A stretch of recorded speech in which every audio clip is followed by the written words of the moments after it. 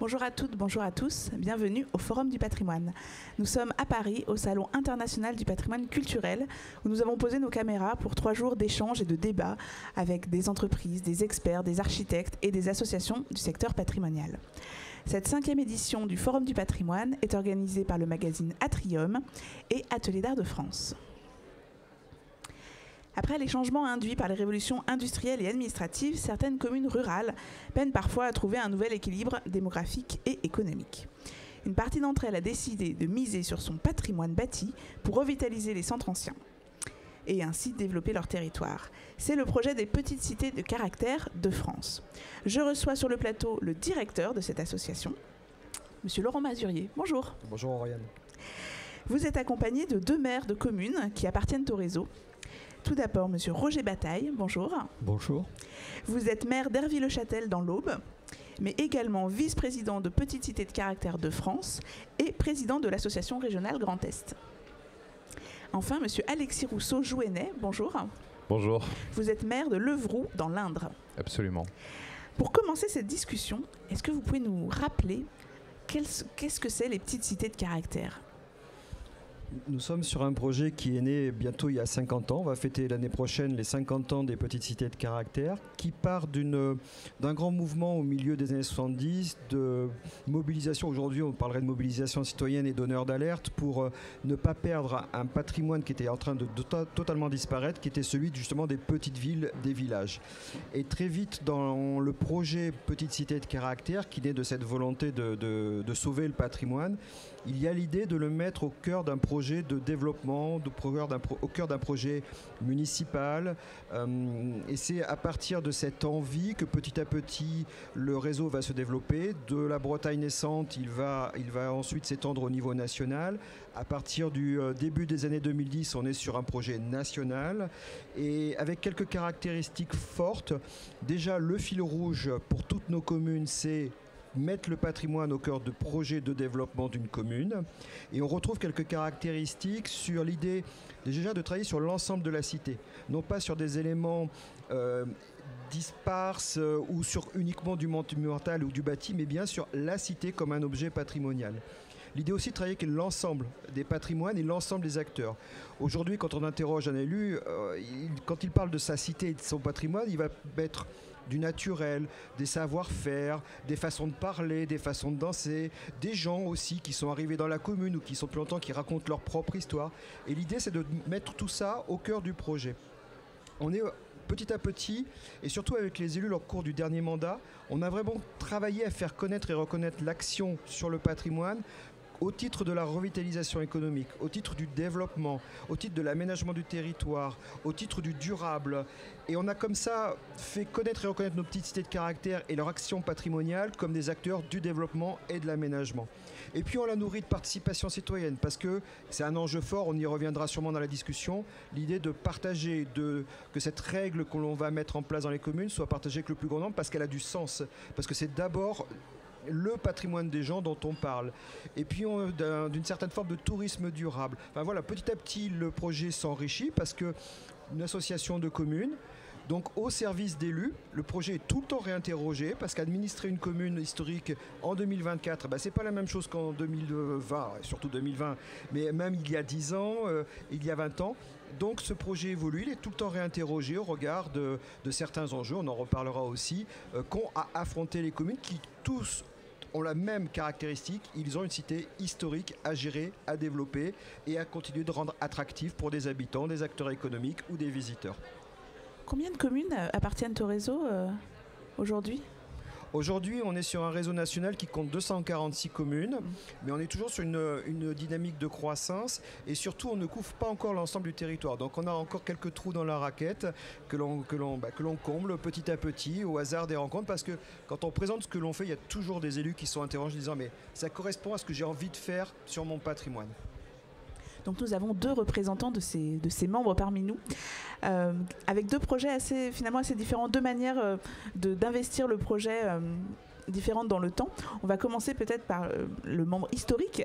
Donc monsieur Bataille, est-ce que vous pouvez nous parler un peu de votre commune d'Hervy-le-Châtel ? Comment est-ce qu'elle a intégré Alors nous étions dès le début de notre premier mandat, et cela remonte à 2008, sur un questionnement pour nous qui était la redynamisation de ce petit bourg rural qui avait un patrimoine remarquable mais qui n'était pas valorisé. Et c'était notre seul héritage pour essayer de retrouver une vie de qualité et une dynamique dans la commune. Donc très tôt, ces questions posées, nous avions réuni des équipes pluridisciplinaires d'architectes, de paysagistes, d'urbanistes, d'économistes. Bref, pour se poser toutes ces questions et réfléchir avec eux sur comment faire.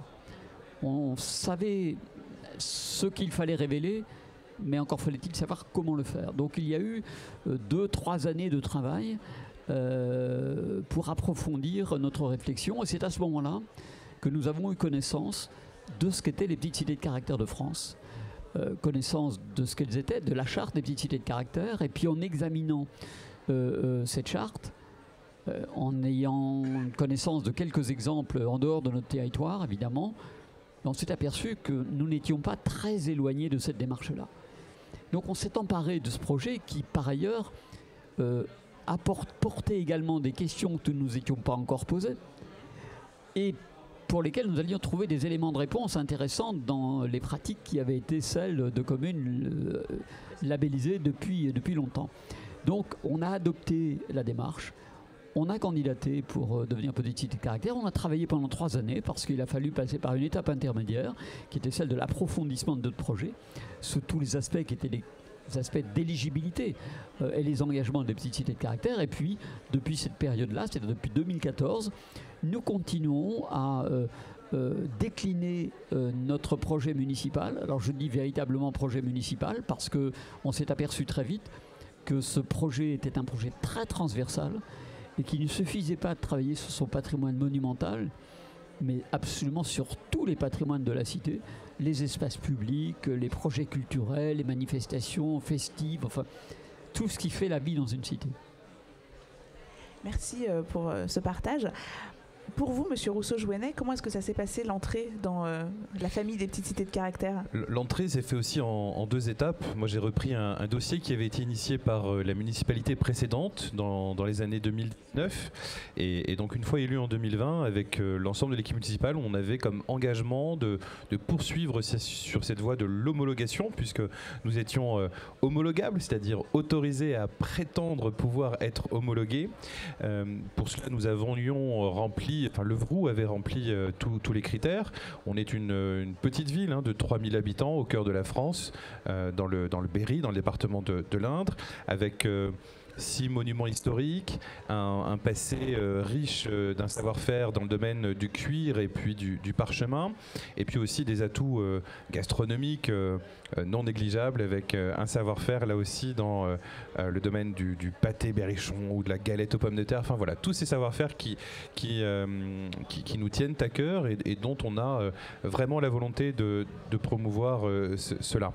Et pour ce faire, donc, on a élaboré tout un plan avec une volonté forte de rendre plus attractif encore notre centre-ville, contribuer à sa redynamisation, renouveler l'éclairage public, faire en sorte que nous soyons aussi vigilants dans nos espaces verts, dans le cadre de vie de façon générale. On a obtenu successivement une 2e fleur supplémentaire, puis une 3e là cette année il y a quelques semaines. Donc voilà, c'est tout cela aussi qui nous pousse à une certaine exigence. Le fait d'être devenu petite cité de caractère, c'est une exigence qu'on se donne à nous-mêmes, les élus, dans notre projet politique, mais aussi vis-à-vis des agents. Et ça a été abordé vis-à-vis des habitants, puisqu'on les emmène aussi dans ce projet afin d'être collectivement fiers de leur territoire et de le faire savoir. Merci à tous les deux. On comprend un petit peu les ramifications qui sont derrière ce projet de petite cité de caractère. On va parler d'économie, d'urbanisme, etc. Est-ce que vous pouvez nous donner des exemples un peu concrets de ce que ça a permis de réaliser pour chacun des 2 territoires ? Peut-être pour vous, Monsieur Bataille ? Eh bien, ça nous a permis de travailler à ce qui fait l'identité de la cité. Petite cité de caractère, 246, disait Laurent Mazurier, elles sont toutes aussi belles les unes que les autres. Elles ont toutes des beaux patrimoines, différents selon leur région bien évidemment ou l'époque de ces patrimoines. En revanche, ce qui nous paraissait intéressant, et ce qui se pratique dans toutes les petites cités de caractère, mon collègue vient de parler notamment de gastronomie, c'est qu'est-ce qu'il y a de particulier qui a fait l'histoire de la cité, qui fait que son patrimoine est différent d'un autre patrimoine, et à partir de cette identité patrimoniale particulière, qu'est-ce que l'on peut construire? En ce qui nous concerne, le patrimoine spécifique et très, très intéressant, c'est le vitrail. Des vitraux de la période Renaissance, fin 15e, début 16e siècle, qui sont d'une très grande qualité artistique et iconographique, unique. Et nous avons pensé que ça pouvait être un élément vraiment très fort pour identifier Herville-Châtel dans sa démarche patrimoniale. Alors il y a eu une déclinaison qui est allée au-delà de la restauration des vitraux, il y a eu des créations de vitraux contemporains, et puis surtout, comment expliquer cette richesse patrimoniale? Ce qui nous a amené à créer un centre d'interprétation à l'échelle de la commune et trouver un nouvel usage à une prison qui datait du début du 19e siècle, en plein cœur de bourg, qui est devenu ce centre d'interprétation du vitrail, qui est extrêmement vivant. On n'est pas dans un musée, c'est un lieu de création, c'est un lieu d'exposition, c'est un lieu de conférence, c'est un lieu de rencontre avec des jeunes artistes. Et c'est aussi, pour nous, l'occasion d'expliquer à nos habitants, à tous les publics, eh bien pourquoi le vitrail. Dans ce centre d'interprétation, vous allez découvrir tout le travail du verre, des artistes de cette période de la Renaissance, mais aussi de l'actualité des créations verrières aujourd'hui. Donc c'est devenu une vraie déclinaison à partir de cette particularité patrimoniale. Finalement, ça a été le fil conducteur d'une démarche métier d'art, puisque cela nous amène à des métiers d'art qui travaillent le verre, le vitrail. Donc c'est vraiment l'élément fort, la colonne vertébrale de la démarche patrimoniale spécifique de la cité. Merci. De notre côté, je parlais d'exigence tout à l'heure. C'est vrai qu'on a eu la chance d'être homologué tout de suite en début de mandat. Et ça nous a permis, sur les bases des critères que nous remplissions pour être petite cité de caractère, de nous poser aussi et de nous dire maintenant, voilà, qu'est-ce qu'on met en œuvre, qu'est-ce qu'on met en place pour être à la hauteur de cette homologation, de cette chance pour nous de rejoindre un réseau national. On a créé dans un premier temps un plan délimité des abords, c'est-à-dire qu'on a essayé d'écrire une histoire qui est fidèle au récit historique, bien entendu, de la ville, en définissant un périmètre autour de ces monuments historiques qui font notre richesse. On a renouvelé l'éclairage public en passant en 100% LED, avec notamment le déploiement de différents styles de lanternes.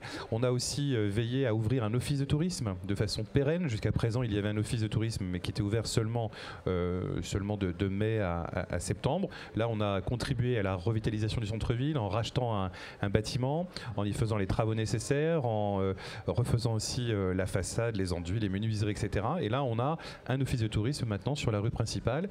Et à côté de lui, eh bien, une épicerie s'est ouverte quelques mois après. On a aussi mis en place tout un réseau de totems touristiques, ce que nous n'avions pas jusqu'à présent. Donc le visiteur maintenant se balade dans l'Œuvroux et peut comme ça, au gré de ses détours, eh bien, découvrir l'ensemble du patrimoine.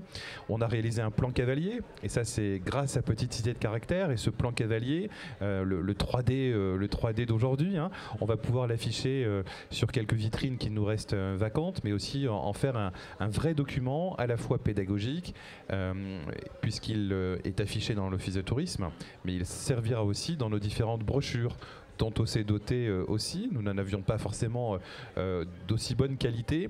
Et tout cela, voilà, on se sert des outils en fait que Petite Cité de Caractère nous met à disposition pour sans cesse progresser.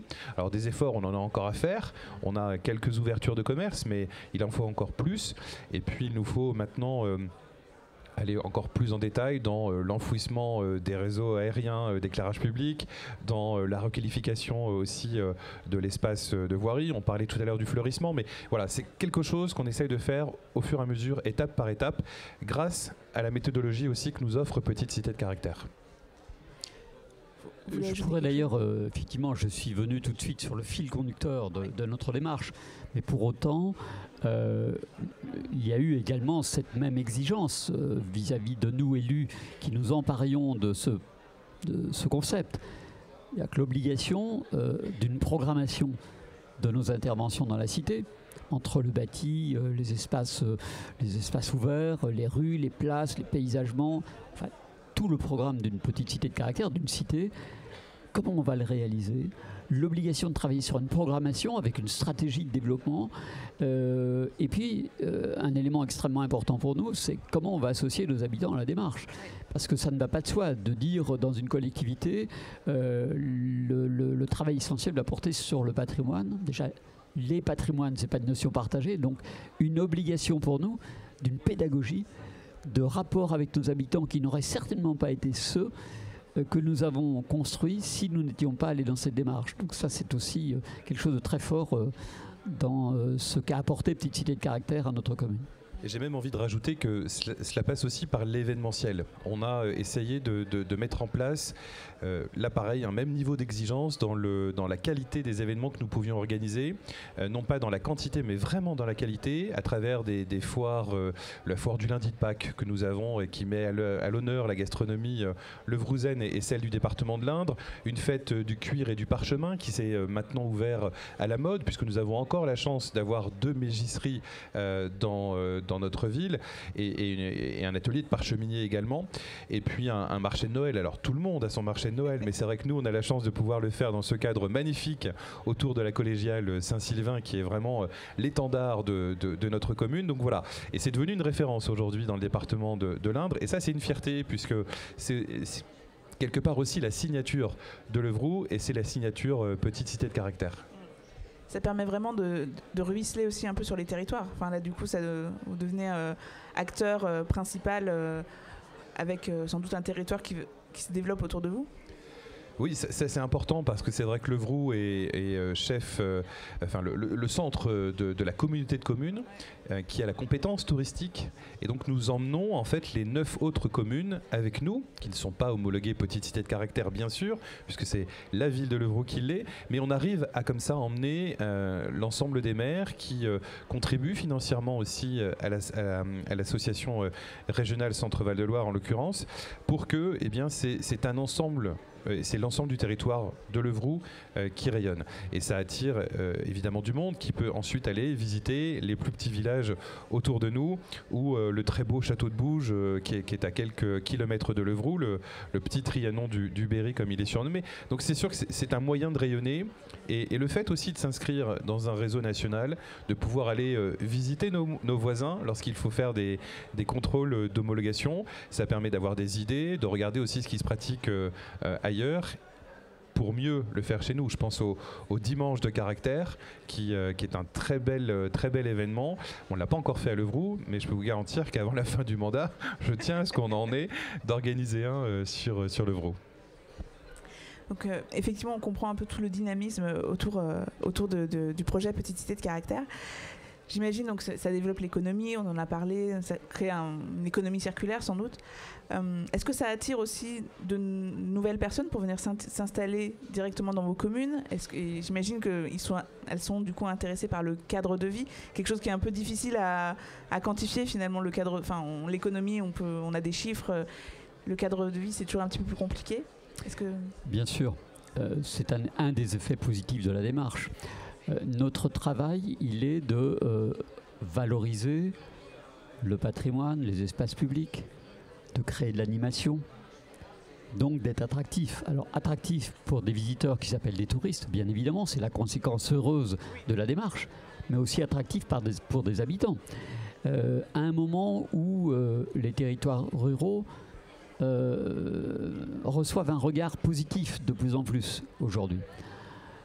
Évidemment, faire le choix d'aller habiter dans une petite cité dynamique, sous tous ses aspects, économiques, de services, de manifestations culturelles, festives, dans un cadre de vie de qualité, c'est évidemment beaucoup plus attractif, et ça nous permet petit à petit d'avoir des habitants nouveaux qui viennent s'installer, bien sûr. Moi j'ai le cas très concret d'une brodeuse d'art qui était à Orléans, qui travaillait au sein de l'école Le Sage, très prestigieuse école, et qui avait ses racines en fait à Levroux, qui a vu une part de dynamisme s'insuffler, et qui, eh bien, depuis 2 ans, a ouvert sa boutique, son atelier de broderie d'art qui ne désemplit pas puisqu'elle réalise énormément de travaux pour de nombreuses personnes. Elle nous a fait une très belle brochure, une très belle broche de la porte de Champagne qui est l'une de nos portes médiévales et elle remporte un vrai succès. Et ça typiquement, voilà, c'est un commerce de plus qui s'est ouvert, qui a pu bénéficier du fonds façade en plus qu'on a mis en place depuis maintenant 4 ans. Donc c'est voilà, un nouveau commerce qui s'ouvre, une façade qui s'est embellie et un artisan supplémentaire. Et ça concrètement, je pense que c'est grâce au dynamisme mis en place dans le cadre de Petites Cités de Caractère. On coche toutes les cases, c'est un peu... On essaye. Ouais. Est-ce que vous voulez ajouter quelque chose sur ce projet ?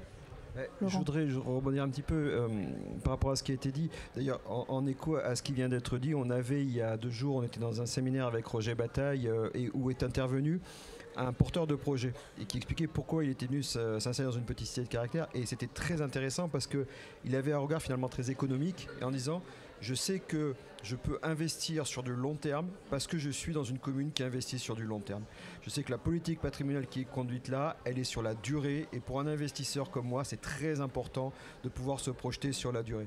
Et c'est des dimensions, enfin on aurait dû l'enregistrer ou en tout cas on le refera pas à témoigner parce que c'était une approche vraiment du regard d'un investisseur sur une politique publique en faveur du patrimoine qui est difficilement quantifiable. Mais clairement, ça contribue à l'attractivité, y compris pour des investisseurs.